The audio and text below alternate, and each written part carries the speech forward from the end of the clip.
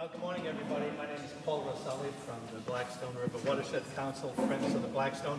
And I'm here today to talk about something that we haven't talked about, I don't know, since 9 o'clock this morning. Who pays attention to the river? Who actually gets out there and digs up the tires, cuts the tree branches, gets the kids to the river, looks at what's in the river, looks at the bugs? Who are the people who actually do this? Well, let me tell you a little bit about myself. I'm a volunteer. I'm a board member of the Blackstone River Watershed Council, Friends of the Blackstone. I'm a supporter as well. I'm also 60 years old, white, middle class, and I volunteer for a total of 3 other organizations. Sound familiar for volunteers? Well, I used to be the guy on the right-hand side here. Now I'm more like the guy in center middle. A volunteer. Volunteers can be sustainable. They can also be a lot of fun. One thing you've got to always think about is when we talk about the river, who actually pays attention to this thing? You know, it's a lovely place. Blackstone River is absolutely gorgeous. For those of you who haven't been on the river recently, I suggest you go take a walk. Maybe not on the river, but go take a walk to some of the sites next to the river. Beautiful sunny day, the sky, picture perfect. It looks like a piece of glass. It's a lovely place to go spend a morning or an afternoon, or the whole day. You know, when you think of places or organizations that have to do with sustainable projects that pay attention to the river, you have to look at organizations that provide a variety of projects. Do these organizations provide a variety of projects? Frequency, how often do they do what they do? When you're thinking about organizations who pay attention to the river, reach, whom do they serve? What kind of demographics? Are they narrowly focused? Are they broad and wide-reaching? Stewards of the river. Are they or are they not a steward of the river? Do they actually get their feet wet? And who are the leaders who do these activities? Is it one central committee or individual interest are free to do what they want to do within that organization under the guidance of the mission statement of their organization and the other board members who are there? Well, I'm proud to tell you that I think that the people who pay attention to the river is this organization called the Blackstone River Watershed Council, Friends of the Blackstone. I think we are one of the few organizations that provides volunteers. Volunteers sounds kind of a funny word. No big government organization. It's a nonprofit. What do volunteers look like once they're hooked? Well, once they're hooked, the group of volunteers can be sustainable.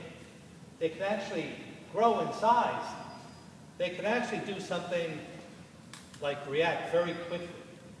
Think of a government organization that can react like that when it comes to a problem on the river. Not too often. They can also react quicker than most government organizations or agencies. Volunteers in an organization that's sustainable, that pays attention to a place like the river, can do a lot. And oftentimes they're free as long as you recognize them every once in a while. And there are a lot of organizations within this room that recognize volunteers and recognize the Blackstone River Watershed Council and Friends of the Blackstone. Now, let me tell you a little bit about the organization. We've been around for about 20 years. It's a community-based organization. How many of you do not know anything about the Blackstone River Watershed Council, Friends of the Blackstone? Excellent. We're all volunteers, not a paid staff member on that board or in that organization. And most of the members are from the regions within the Blackstone watershed.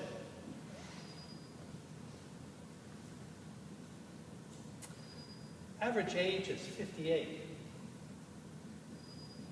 The average age of the folks in our organization, 58. As you may have guessed, they're not alone in participating in just this organization, but they participate in 2 or 3 other organizations. And they devote about 1 day a month for a meeting and about 1 day a month for some type of activity. There are about 20 members in our organization. You should get the idea really quickly. There's at least 20 days of participation per month from our organization alone. One thing we're trying to do over the past several years is to find the next generation. Being an older group of people that we are, yep, we're looking for those a lot younger than us. Now, you probably know the organization from a variety of things you've seen or heard in newspapers, things like getting junk tires or junk cars out of the river. And certainly those are the things that make headlines and news when you pick up a big tire out of a river and put it someplace that it hasn't been, like a junkyard or a place that can't recycle it. But there are other things that the organization does. And what I want to bring you to, what I want to take you to is a meeting. A general meeting of the Blackstone River Watershed Council, Friends of the Blackstone. What I'm going to show you over the next few minutes is a meeting agenda. So what do? We just do junk tires or junk cars? Okay, ready? You're supposed to say yes. Oh, yes. Oh, yes. So here goes. That's what a meeting agenda looks like. There's the usual things that all nonprofits have to go through, a treasurer's report, et cetera, et cetera. But we also do things like, let's see. Dr. Ace,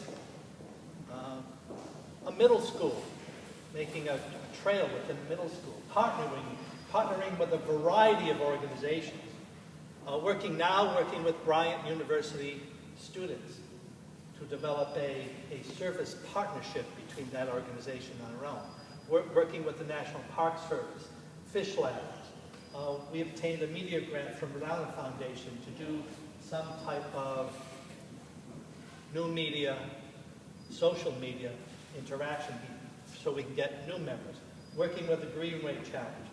These are the typical things that are discussed at a monthly meeting. So it's not just junk tires. We're not just the canoe guys who go out there and canoe along the river, but we're talking about water quality, we're talking about getting the next generation of river stewards, talking about partnering with a variety of organizations, talking about attending to the river that we love. The Blackstone River Watershed Council, Friends of the Blackstone, was honored and humbled in developing and building a new building. This past year, on June 22nd, 2012, we dedicated the Friends of the Blackstone Environmental Center. The idea of an environmental center is to bring a new generation of people, a new group of folks who want to do more than just canoe in the river. Look at water bodies. Look at water quality. Learn about safety, the safety of working with a chainsaw, developing rain gardens, working with middle schools and other schools to develop trails and other facilities that introduce kids at a younger age to get them involved in the river. The new building, it's difficult to see on all these slides that I've seen all day today, but the building is now available for groups and is very close to the river. It's a great meeting place to get access to the river. So the Blackstone River Watershed Council, Friends of the Blackstone, is an organization who pays attention to the river. And when asked the question of who pays attention to the river, I think you have to say, well, it's all these folks. And you have to say, well, we do. My name is Paul Roselli from the Blackstone River Watershed Council. I'm a proud member of that organization.